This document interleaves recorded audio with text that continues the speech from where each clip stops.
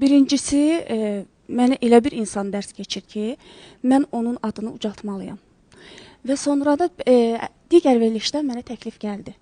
Qalmaqal təklifi gəldi, amma mən qəbul eləmədim. Çünki dedilər ki, qalmaqalla daha tez tanınacaqsan, daha populyar olacaqsan, amma mən istəmirəm.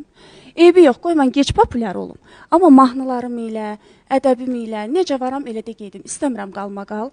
Və keçən dəfə də dedim, əsas mənim mahnılarım sevilsin, xalq tərəfindən sevilim.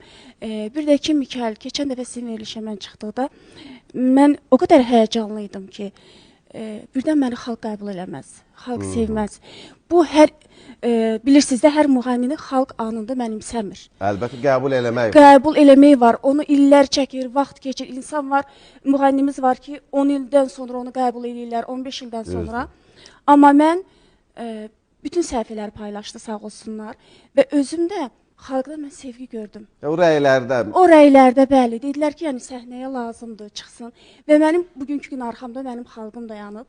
Ona görə də daha da ürəkliyəm və istəmirəm qalmaqal olsun. Heç vaxt olmayacaq. Olmayacaq, bəli. Yaratmayacam o qalmaqalı. Və yaradan olsa da sən o qalmaqala getməyəcəksən. Getməyəcəm. Çalışacağım ki, qalmaqal eləməyim. Mən elə ki, heç yaraşmaz da. Yox. O